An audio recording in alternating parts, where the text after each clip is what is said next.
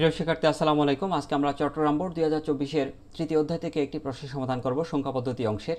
Cricket টুর্নামেন্টে প্রথম 3 ম্যাচে ক দলের ফারহান, ওহিদ এবং নাফিজের গড় রান যথাক্রমে 4D.3C হেক্সাডেসিমাল, 127 অক্টাল এবং একটি বাইনারি সংখ্যা দেয়া আছে। এখানে প্রশ্ন দেওয়া ছিল ক ইউনিকোড কি, খ 7-এর পরিবর্তিত সংখ্যা 10 এবং ফারহানের গড় রানকে প্রচলিত সংখ্যার রূপান্তর গতে দেওয়া আছে এবং গতে দেওয়া আছে পার্থক্য যোগের মাধ্যমে নির্ণয় করা সম্ভব কিনা। আমরা এক এক করে প্রশ্নের সমাধান করব। স্ক্রিনশট নেওয়ার জন্য এখানে পুরো প্রশ্নটি একবার দিয়েছি। চলে যাচ্ছি সমাধান পর্বে। ইউনিকোড কি? ইউনিকোড হলো ইউনিভার্সাল কোড। পৃথিবীর সকল ভাষাকে কম্পিউটারের কোডভুক্ত করার জন্য যে কোড সর্বশেষ আবিষ্কৃত হয়েছে সেটিকে ইউনিকোড বলা হয়। মূলত পৃথিবীর সকল ভাষাকে এই কোডের মাধ্যমে কম্পিউটারে প্রবেশ করা হয়। এই কোড 16 বিটের কোড এবং এর মাধ্যমে 65,536টি অদ্বিতীয় সংখ্যা তৈরি করা যায়, যার মাধ্যমে এতগুলো কোড তৈরি করা যায় প্রত্যেকটি ভাষাভাষীর মানুষের জন্য, প্রত্যেকটি বর্ণের জন্য আলাদা আলাদা চিহ্ন বা প্রতীক ইউনিকোডের মাধ্যমে তৈরি করা হয়েছে। আমরা খ নম্বর প্রশ্নে যাচ্ছি। 7-এর পরবর্তী সংখ্যা 10 হতে পারে ব্যাখ্যা করো। আমরা এই অঙ্কটি করার আগে 7-এর সাথে 1 যোগ করলে 8 হয়। দশমিকে 8কে কোন পদ্ধতিতে নিয়ে গেলে 10 হয় সেটি দেখব। আমরা ক্যালকুলেশন করে দেখেছি 8কে অক্টাল পদ্ধতিতে নিয়ে গেলে 10 হয়। সেজন্য আমরা বলছি অক্টাল পদ্ধতিতে 7-এর পরের সংখ্যা 10 হতে পারে। অক্টাল সংখ্যা পদ্ধতিতে 7 + 1 = 10 হয়, কারণ সংখ্যা পদ্ধতির সবচেয়ে বড় অঙ্ক হলো 8। কোন সংখ্যা পদ্ধতির? অক্টাল। যে 0 থেকে 7 রয়েছে এর মধ্যে সবচেয়ে বড় অঙ্ক হলো 7। আর আমরা জানি যে কোনো সংখ্যা পদ্ধতির সর্ববৃহৎ অঙ্কের সাথে 1 যোগ করলে যোগফল হয় 10। এই কথাটির অর্থ বুঝিয়ে দিচ্ছি। যেমন দশমিকের সবচেয়ে বড় অঙ্ক হলো 9, আর 9-এর সাথে 1 যোগ করলে 10 হয়। একইভাবে হেক্সাডেসিমালের সবচেয়ে বড় অঙ্ক হলো f, এর সাথে 1 যোগ করলেও কিন্তু 10 হয়। সেই যুক্তিতে 7 + 1 = 10 হতে পারে। এরপরও আমরা বলছি এই ক্যালকুলেশনটা আমরা এখানে করিয়ে দিয়েছি। 7 + 1 = 8। এই 8 হলো দশমিকের। 8কে আমরা অক্টালে নিয়ে যাওয়ার চেষ্টা করব। কি করতে হবে? দশমিক থেকে গেলে বৃত্তি দিয়ে ভাগ করতে হয়। অক্টালে নিয়ে যাচ্ছি, 8 দিয়ে ভাগ করব। 8কে 8 দিয়ে ভাগ করলে 8 ভাগ 1 8 = 8 একে 8। ভাগফলটা আমরা এখানে নিচে লিখি। 8 থেকে 8 বিয়োগ করলে ভাগশেষ 0 হয়, সেটি আমরা এখানে পাশে লিখে দিই। এরপরে আবার এই 1কে যখন 8 দিয়ে ভাগ করব তখন 8 ভাগ 1, অর্থাৎ 8 দিয়ে 1কে ভাগ করলে ভাগ যায় না, সেজন্য ভাগফল হবে এখানে 0 এবং ভাগশেষ হবে 1 বিয়োগ 0 = 1। এখানে মান পেয়েছি 1 0, অর্থাৎ অক্টালের দশমিকের যে 8 তাকে অক্টালে রূপান্তর করলে 1 0 হয়। আমরা পরবর্তী প্রশ্নের সমাধানে চলে যাচ্ছি। ফারহানের গড় রানকে প্রচলিত সংখ্যায় রূপান্তর। প্রচলিত সংখ্যা মানে হলো দশমিক সংখ্যা। ফারহানের রানটি দেওয়া আছে হেক্সাডেসিমালে, তাকে আমরা কোথায় নিয়ে যাচ্ছি? দশমিকে নিয়ে যাচ্ছি। আমরা জানি দশমিকে নিয়ে যেতে হলে হেক্সাডেসিমালের ভিত্তি 16 দিয়ে প্রতিটি অঙ্ককে গুণ করতে হবে, ভিত্তির উপর পাওয়ার লিখতে হবে। প্রথম অঙ্কটি হলো 4, 4 ইন্টু ডি 4 ইন্টু হেক্সাডেসিমালের ভিত্তি 16, 4 ইন্টু 16 হেক্সাডেসিমালের ভিত্তি দিয়ে প্রথম অঙ্ককে গুণ করেছি, প্লাস দ্বিতীয় অঙ্ক হলো ডি। আমরা ডি মানি কত? আমরা জানি যে ডি মানে হলো 13। এ হলো 10, 11 বি, 12 সি এবং 13 হলো ডি বা 13। 13কে আবার 16 দিয়ে গুণ করেছি, প্লাস এখানে কিন্তু পয়েন্ট আছে, খেয়াল রাখো পয়েন্ট কিন্তু এখানে লেখা যাবে না, প্লাসে দিতে হবে যথারীতি। এরপরে 3 ইন্টু আবার হেক্সাডেসিমালের ভিত্তি 16 প্লাস সি মানে হলো 12। আমরা জানি 10 এ, 11 বি, 12 সি, তাহলে 12 ইন্টু 16। এবার ভিত্তির উপর পাওয়ার লেখার ক্ষেত্রে ভালো করে খেয়াল রাখতে হবে, এখানে কিন্তু ইন্টিজার পার্ট এবং ফ্র্যাকশনাল পার্ট, অর্থাৎ পূর্ণাংশ ভগ্নাংশ দুটোই রয়েছে। পূর্ণাংশের ক্ষেত্রে পাওয়ারটি হবে ডান থেকে বাম দিকে, অর্থাৎ ডি যেখানে লিখেছি 13, এই ডি এর পরিবর্তে আমরা 13 লিখেছি, 13 ইন্টু 16 লিখেছি, সেখানে হবে পাওয়ার 0। এরপরে 4, এই 4 ইন্টু 16 লিখেছি, সেখানে হবে পাওয়ার 1, অর্থাৎ পয়েন্টের আগেরগুলো পাওয়ার ডান থেকে বাম দিকে। প্রথম বৃত্তের উপর পাওয়ার 0, দ্বিতীয় বৃত্তের উপর পাওয়ার 1। এবার পয়েন্টের পরেরগুলো পাওয়ার হবে বাম থেকে ডান দিকে এবং মাইনাস। তাহলে 3 ইন্টু 16 ছিল ওই যে 3 ইন্টু 16 পাওয়ার -1 হবে। এরপরে আমাদের সি ছিল, সি মানে হলো 12 ইন্টু 16 পাওয়ার হবে -2। তাহলে কি শিখলাম এখান থেকে? পয়েন্টের ক্ষেত্রে পাওয়ারটা ভগ্নাংশ বোঝায়, সেজন্য এখানে পাওয়ার মাইনাস হবে পয়েন্টের পরেরগুলো, আর পয়েন্টের আগেরগুলো পাওয়ার হবে 0 থেকে বাম দিকে, প্রথমে 0 এরপরে 1। কার উপর পাওয়ার? ভিত্তির উপর পাওয়ার লিখেছি। বাকি বিষয়টা ক্যালকুলেশন ছাড়া আর কিছুই না। এখানে 4 ইন্টু 16 পাওয়ার 1, আমরা কি জানি? এ পাওয়ার 1, এ পাওয়ার 1 ইকুয়াল টু হয় A to the power 1 equal to A. ভিত্তি যখন এ হয়, পাওয়ার 1 থাকলে ওই ভিত্তিটাই বসে, এটা সূচকের নিয়ম। তাহলে a two the power 1 equal two যদি a হয় 16 two the power 1 equal two 16 plus 13 into 16 power 0।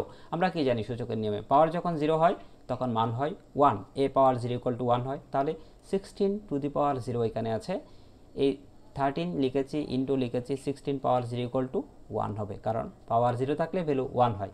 Plus এই জায়গায় একটু বুঝতে হবে 3 ইন্টু 16 ইনভার্স 1, a ইনভার্স 1 সূচকের নিয়ম অনুযায়ী ইকুয়াল টু 1 বাই a।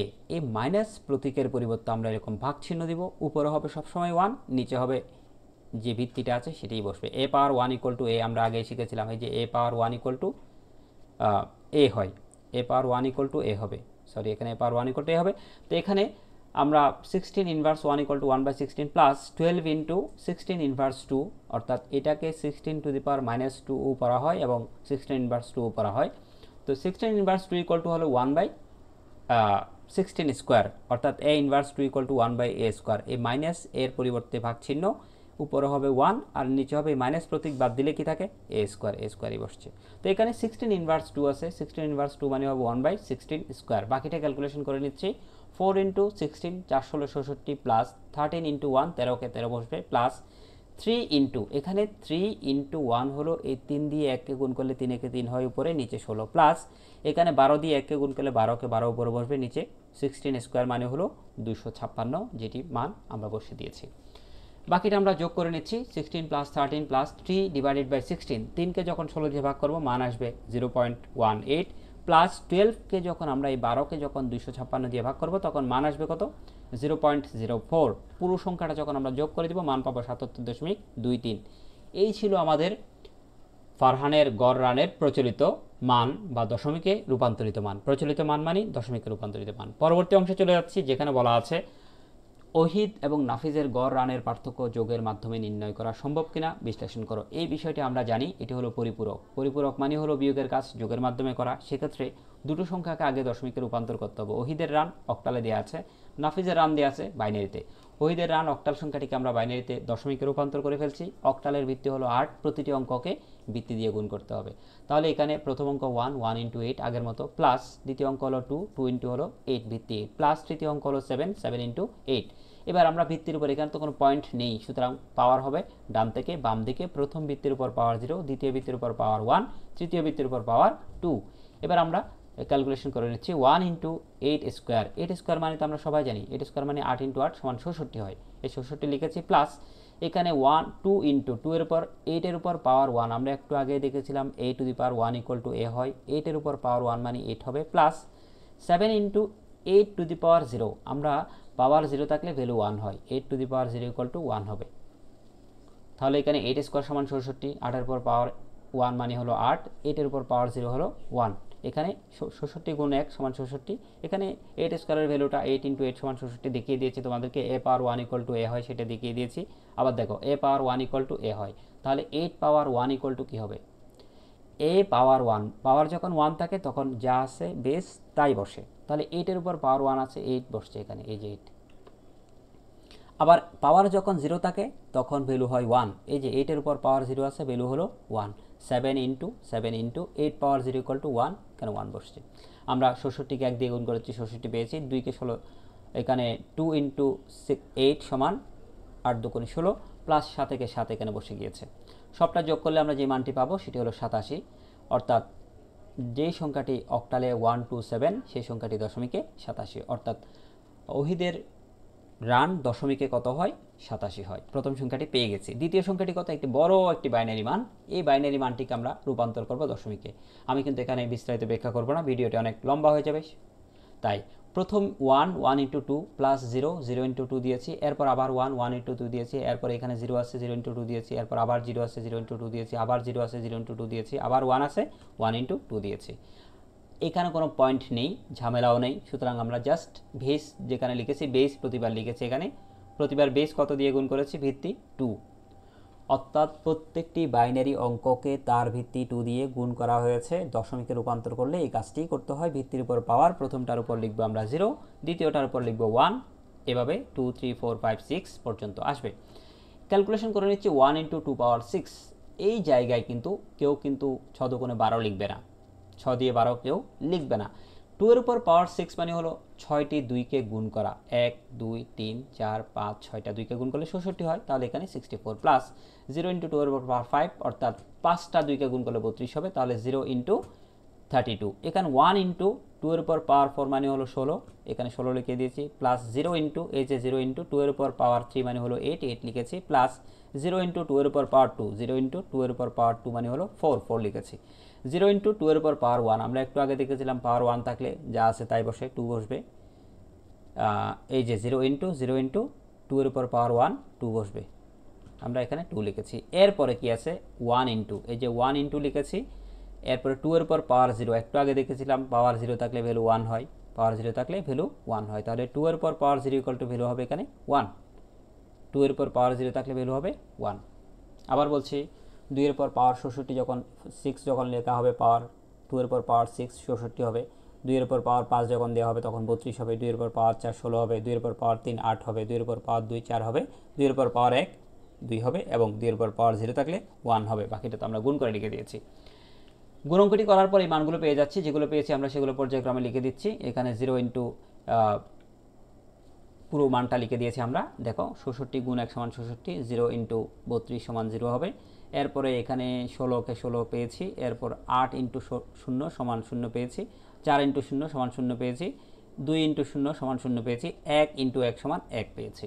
এবার আমরা সবটা যোগ করলে 81 হবে, তাহলে নাফিজের রান আমরা পেলাম প্রচলিত সংখ্যায় 81। এবার আমরা সিদ্ধান্ত নিচ্ছি কোন রানটি বেশি, ওহিদের রান ছিল 87 আর নাহিদের রান হচ্ছে 81, তাহলে এই সংখ্যাটি অবশ্যই ছোট, তাহলে যখন আমরা পার্থক্য নির্ণয় করব বড় সংখ্যা থেকে ছোট সংখ্যা বিয়োগ করব। ঘ নম্বর প্রশ্নে চলে আসছি, যেখানে বলা হয়েছে পার্থক্য যোগের মাধ্যমে নির্ণয় করো, এই ঘ নম্বর প্রশ্নের দ্বিতীয় অংশ এখানে লেখা আছে। 87 থেকে যখন আমরা 81 বিয়োগ করব তখন বাইনারিতে এই কাজটি করতে গিয়ে আমরা এভাবেই করি, প্রথম সংখ্যা 87 এর 8 বিট বাইনারি মান আমরা এখানে লিখে দিচ্ছি।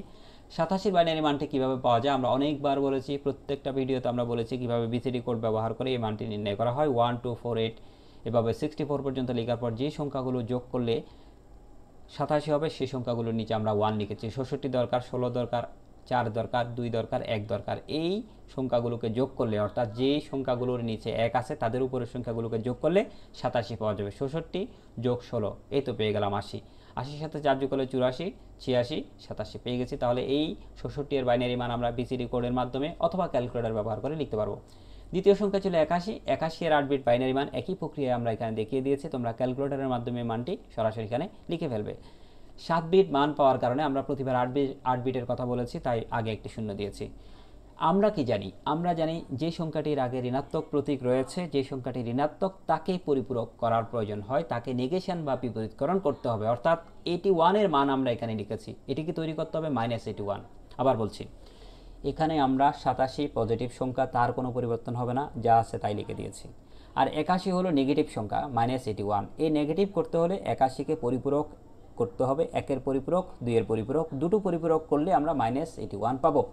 1-এর পরিপূরক আমরা কি ভুলে গিয়েছি? না, 1-এর পরিপূরক হলো 0-এর জায়গায় 1, 1-এর জায়গায় 0, এই 1-এর জায়গায় 0, 0-এর জায়গায় 1, আবার এই 0-এর পরিবর্তে 1, 0-এর পরিবর্তে 1, এই 1 0 হয়ে গেল, 0 1 হয়ে গেল, 1 0 হয়ে যাবে, 0 1 হয়ে যাবে। এই ঘটনাটিকে বলা হয় 1-এর পরিপূরক বা ওয়ান্স কমপ্লিমেন্ট। ওয়ান্স কমপ্লিমেন্ট করলে আমরা ঋণাত্মক সংখ্যা পাই না, করতে হয় টুস কমপ্লিমেন্ট। টুস কমপ্লিমেন্ট মানে হলো যা পেয়েছি তার সাথে 1 যোগ করা, তাহলে +1 দিয়েছি, 0 + 1 = 1 হবে, হাতে কিছু নেই, বাকি যা আছে সব বসে যাবে যেভাবে, এই 1 বসে গেল, 1 বসবে, এই 1 বসবে, 0 যেভাবে লিখে দিয়েছি বাকি সব, অর্থাৎ 0 + 1 = 1, এই 1 বিট পরিবর্তন হয়েছে, বাকি পুরোটাই যা আছে তাই। এরপরে আমরা -81 বলতে মূলত এই বাইনারি মানটি আমরা আসলে পেয়েছি। তাহলে -81 বলতে যে মানটি পেলাম সেই মানটি হলো এই সংখ্যাটি। এখন আমরা কি করব, দুটো সংখ্যাকে যখন যোগ করে দিব তখন আমরা পার্থক্য বিয়োগের মাধ্যমে পেয়ে যাব। বিয়োগের মাধ্যমে পার্থক্য নির্ণয় করা হয়, সেই পার্থক্য আমরা যোগের মাধ্যমে পেয়ে যাব। এখন কি করছি আমরা, আগের পেজ থেকে, এই যে আগের পেজে যেটা পেয়েছি আমরা 81 এর বাইনারি মান এই লাইন থেকে নিয়ে যাচ্ছি, -81 এর বাইনারি মান এই লাইন থেকে নিয়ে যাচ্ছি। আমরা এখানে লিখে দিয়েছি 87 ইকুয়াল টু 8 বিট বাইনারি মান, আগের পেজ থেকে লেখা, -81 আমরা পরিপূরকের মাধ্যমে পেয়েছি, সেটা আমরা লিখেছি। সব শেষ যোগ অঙ্ক। এই যে আমাদেরকে বলেছে পার্থক্য যোগের মাধ্যমে নির্ণয় করো, আসলে সেই কাজটা এখানে হচ্ছে। 1 + 1 কি জানি আমরা, ভুলে গিয়েছো তোমরা 1 + 1 = 0 হয়, হাতে থাকে 1, সে 1 কিন্তু এখানে এই যে আমরা এখানে লিখেছি 1 + 1 = 0, হাতে 1 থাকবে, সে 1 যখন এখানে বসাবো তখন 3টে 1 হবে, 3টে 1 সমান হচ্ছে 3 এর বাইনারি মান 11, 11 এর একটা 1 এখানে বসছে, আর একটা 1 হাতে থাকবে, সেই 1টা মূলত এই জায়গায় এসে বসে যাবে। এই জায়গায় এসে বসলে আবার দুটো 1 হয়ে যাবে, দুটো 1 মানে হলো আবারও 2, 2 এর বাইনারি মান 1 0 থেকে 0 বসছে, আবার ক্যারি 1 আছে, সেটিকে হাতে 1 বলা হয়। 1 + 1 = 1 0, 1 0 থেকে আমরা এখানে কি বসিয়েছি, 0 বসিয়েছি, আর ক্যারি বা হাতে থাকা অঙ্ক হলো 1। এই 1টা যখন আমরা এখানে বসাবো এই জায়গায় উপরে এনে, তখন 1 + 1 = আবারও কী হবে, 1 + 1 = 1 0, 1 0 থেকে 0 এখানে এসে বসলো, আবার হাতে 1 থাকবে বা ক্যারি 1 বলা হয় এটাকে। সে 1 যখন এই জায়গায় উপরে আসবে আবার 1 + 1 = 0 হবে, সেখান থেকে 0 বসবে, ক্যারি 1 থাকবে। এরপর আবার ক্যারি 1 যখন এখানে বসবে 1 + 1, তো 1 + 1 = 1 0, 1 0 0 বসবে, আবার ক্যারি 1 থাকবে, সেই ক্যারি 1 এখানে আছে, সেই সংখ্যাটা আমরা নিচে এনে বসিয়ে দিচ্ছি। অর্থাৎ সর্বশেষ ক্যারি বিট আমি এখানে দেখিয়েছি, বাকি কিন্তু প্রত্যেকটা এখানে দেখানোর দরকার নেই, বোঝার জন্য লিখেছি, এটাও পরীক্ষায় লেখার দরকার নেই। এখানে মূলত এই অষ্টম বিট এটি গ্রহণযোগ্য নয়, সরি নবম বিট এটি গ্রহণযোগ্য নয়। এখানে 8 বিট শেষ, 1 2 3 4 5 6 7 8, 8 বিট শেষ, তাই এটি নবম বিট। এবং নবম বিট হলো অতিরিক্ত ক্যারি বিট, ক্যারি বিট মানে হাতে থাকা অঙ্ক, এবং নবম বিট এখানে গ্রহণযোগ্য নয়, সেজন্য আমরা এই কথাটি এভাবে লিখে দিব, অতিরিক্ত ক্যারি বিট গ্রহণযোগ্য নয় বা নবম বিট গ্রহণযোগ্য নয়। এখান থেকে আমরা কি পেয়েছি, 81 যখন আমরা বিয়োগ করব 87 থেকে, 87 বিয়োগ 81, দশমিকে পাই আমরা 6, এবং 6 এর বাইনারি মান কিন্তু 110। তাহলে আমাদের এই যোগ অঙ্কটি আমরা বাইনারিতে করেছি, অথচ দশমিকে যোগের মাধ্যমে পার্থক্য নির্ণয় করা হয়। 87 থেকে 81 বিয়োগ করা হয় দশমিকে, আর বাইনারিতে এই কাজটি আমরা যোগের মাধ্যমে করেছি, ফলাফল কিন্তু একই। দশমিকে 87 থেকে 81 বিয়োগ করলে যেমন 6 হয়, বাইনারিতে 87 এর সাথে -81 এডিশন বা যোগ করলে 110 হবে, 110 মানে হলো 6। আশা করি তোমরা এই প্রশ্নটি বুঝতে পেরেছ। এই প্রশ্নটি বারবার অনুশীলন করার মাধ্যমে তোমরা পরিপূরক আরও ভালোভাবে জানতে পারবে। সবাইকে অসংখ্য ধন্যবাদ।